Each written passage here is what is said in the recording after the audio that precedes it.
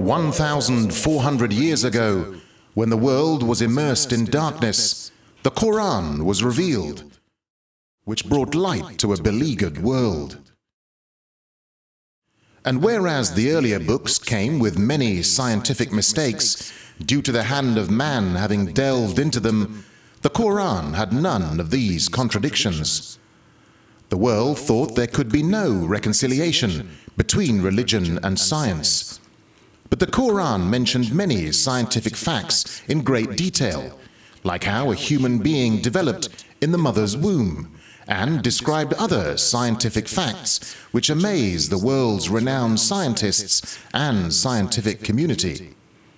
Such was the impact of these revelations that the first Islamic medical conference was held at the Arab League building, Cairo, Egypt, on the 26th of September, 1985.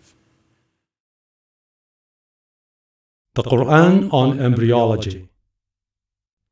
Dr. Keith Moore is the professor of anatomy and cell biology at the University of Toronto in Toronto, Canada.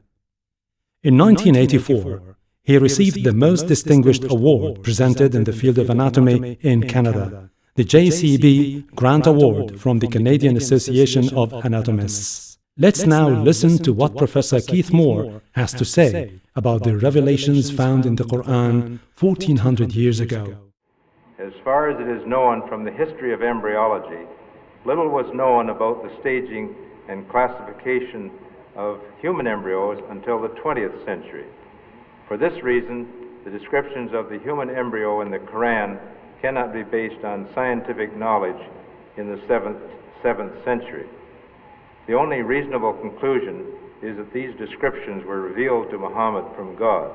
He could not have known such details because he was an illiterate man with absolutely no scientific training.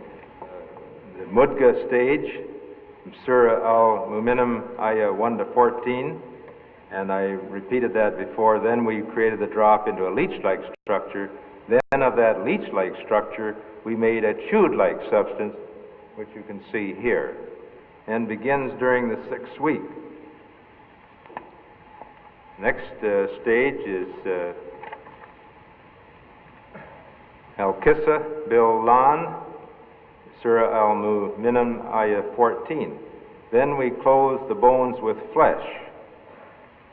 So in the previous stage, then we had the bones, and then we covered the bones with flesh. So this Arabic term means a clothing with flesh, and after the bones form, they become surrounded or clothed by flesh or muscles, which acquire attachments to them. These muscle attachments permit movements of the skeleton to occur. This last ayah is Surah Abasa, ayah 19 and 20. From a drop he created him and immediately planned and programmed him. Then he makes his passage easy. This Arabic term means to make the passage easy. It is well known that as the time of birth approaches, the maternal tissues of the cervix and the joints of the pelvis become looser so that the passage of the fetus through the fetal canal will be facilitated. This process, initiated by hormones in the mother's blood, accelerates during the early stages of labor or delivery of the baby. As the amniochorionic sac, that is the bag of waters surrounding the baby, expands near the time of birth, it protrudes into the cervix, that is the neck of the uterus, and causes it to dilate. When the amniochorionic sac ruptures, the amniotic fluid provides a slippery pathway for the fetus to pass along the cervix and vagina to the outside of its mother. All the above occurrences facilitate the birth of the baby, that is, they make the passage easy. The stages of embryonic and fetal development mentioned in the Quran should be used when teaching Muslim students because they are in accordance with our modern understanding of the development before birth. It will also enable Muslim doctors and nurses to explain human development to their patients using Quranic references. Muhammad could not have known these facts about human development in the 7th century because most of them were not discovered until the 20th century.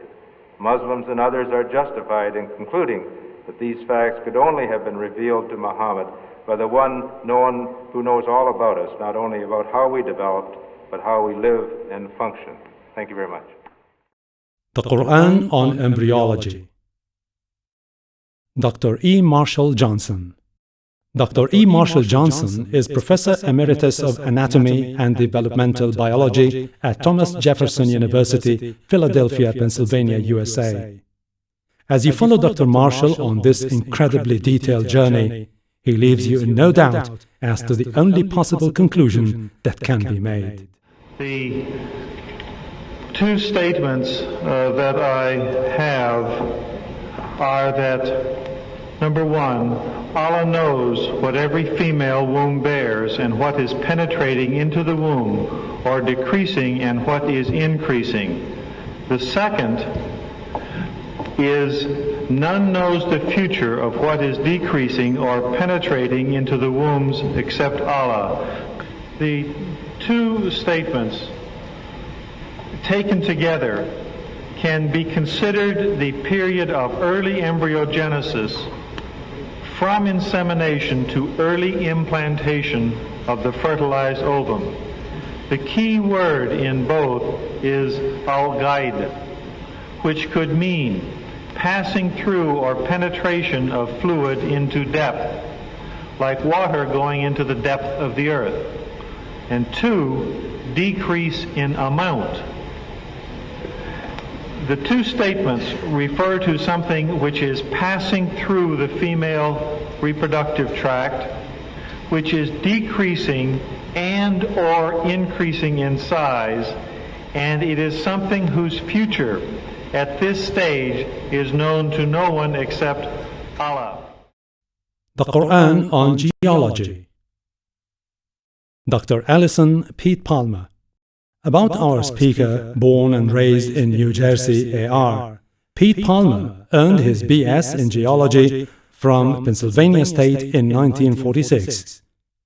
Dr. Allison Pete Palmer will now take you on an historic passage through time, using the now recently obtained knowledge from geological sciences, which he verifies so wondrously using chosen verses from the Quran and clearly stated comments of Prophet Muhammad, peace and blessing be upon him, known as Hadith. What do the Quran and Hadith say about all of this?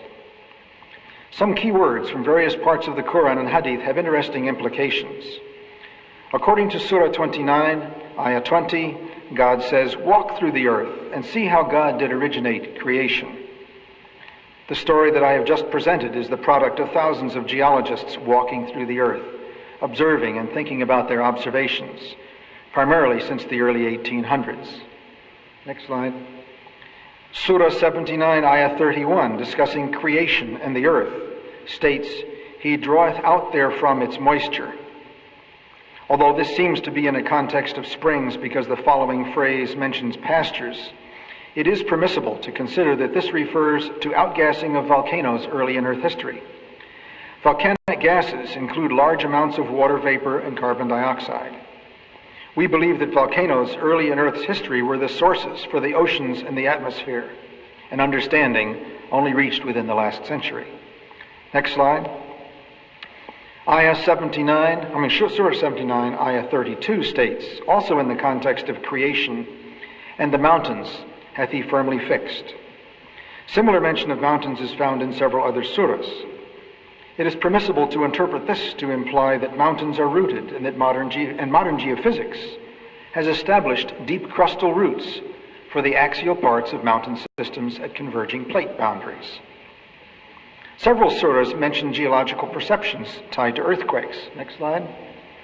Surah 86, Ayah 12, in a context of predicting happenings on the Day of Judgment, states, "And by the earth, which has faults."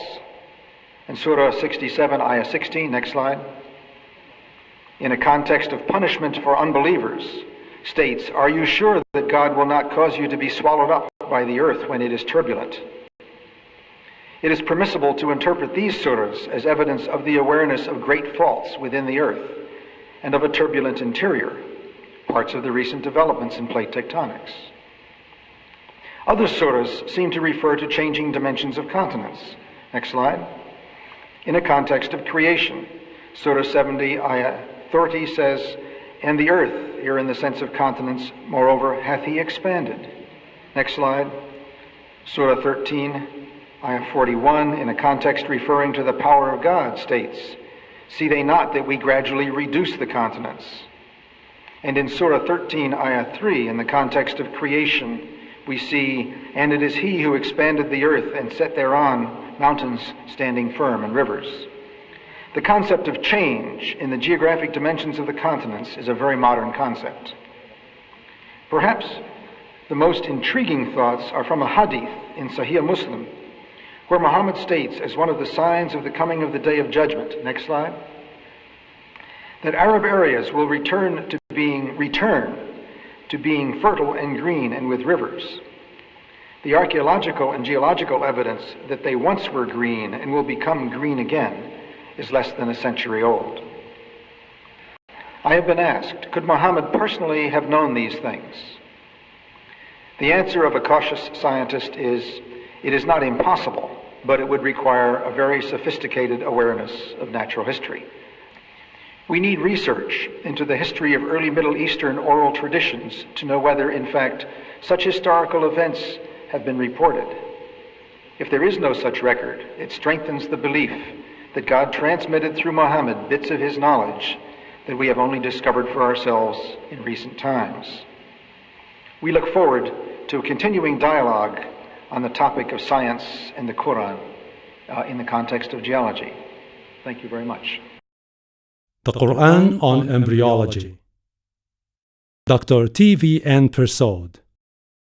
Dr. T.V.N. Persaud is Professor of Anatomy, Professor of Pediatrics and Child Health, and Professor of Obstetrics, Gynecology, and Reproductive Sciences at the University of Manitoba in Winnipeg, Manitoba, Canada. Let's now listen to what Dr. T.V.N. Persaud has to say on these amazing issues. The growth of the fetus progresses rapidly until the beginning of the 12th week, after which it enters a new phase of rapid growth and dramatic changes. The rapid growth and dramatic changes which occur after the bones have been clothed by muscles have been mentioned in the Holy Quran 1400 years ago. And this is the Surah Al-Mu'minun, Ayah 14. Sexual promiscuity, another area I like to briefly touch on, has long been associated with several venereal infections, in particular syphilis and gonorrhea. The risk of sexually acquired infection increases significantly with exposure to multiple sexual partners. Of great concern is the alarming increase in the incidence of diagnosed genital herpes because of sexual permissiveness. According to the United States Department of Health and Human Studies, which maintain very, very reliable statistics, maybe as many as 20 million individuals have genital herpes, and about 300,000 cases are expected annually. And each year, between 20,000 and 50,000 new cases of genital herpes are reported in Canada, where very reliable statistics are kept. Within the last 3 years, there has been an increasing number of reports on acquired immune deficiency syndrome, which you all know as AIDS, a disease of emerging epidemic proportion. It is attracting an extraordinary amount of attention. Some of you may know that it was featured in the August issue of Time magazine. Interest and concern on account of its unknown etiology and poor prognosis. There is no known cure for this illness too, which makes previously healthy adults become immunodeficient, and in most cases the victims will die. It is particularly prevalent among male homosexuals. But epidemiological trends indicate that it is slowly increasing among heterosexuals and will gradually spread to the general population. The consequences and dangers of promiscuous sexual relationships and deviant sexual practices have been expressed in this hadith some 1400 years ago. The lewdness will not exist among people until they appear as a common practice, and plagues and new disease which did not exist before will spread among them. The word lewdness encompasses adultery, fornication, I'm told, homosexuality, bestiality, and all other sexual perversions. And it is not wide stretched of any imagination that we should not consider herpes and AIDS as clear examples of new diseases, and indeed at the present time new diseases for which we have no cure. Thank you very much. The Quran on Scientific Fact and Discovery. Gerald C. Goldringer's PhD is in anatomy and cell biology.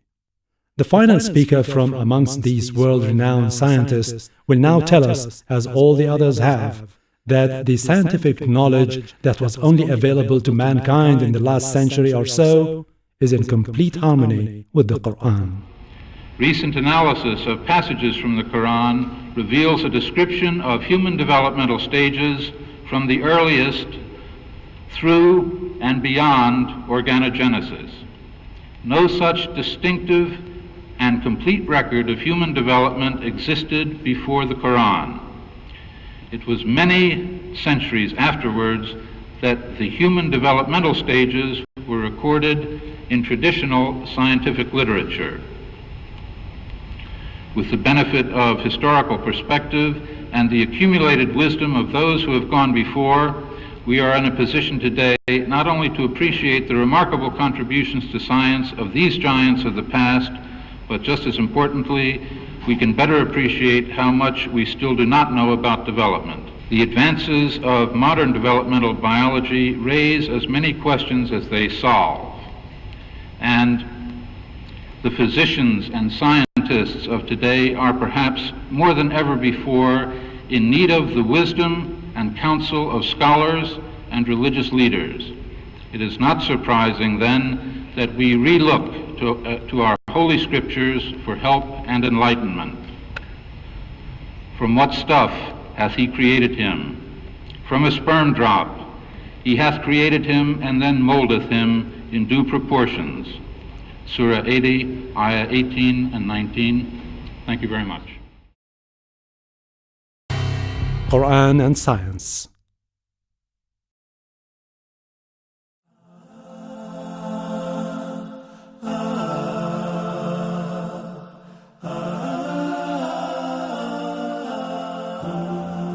And those to whom knowledge has come, see that the revelation sent down to you from your Lord, that is the truth, and that it guides to the path of the exalted in might, worthy of all praise. The Noble Quran, chapter 34, verse 6. The Quran calls people to worship only one God, the creator of everything. Say, He is Allah, the one and only.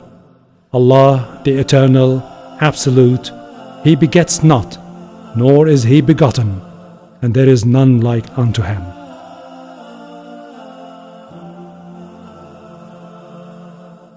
The Quran is a book of guidance and not a book of science.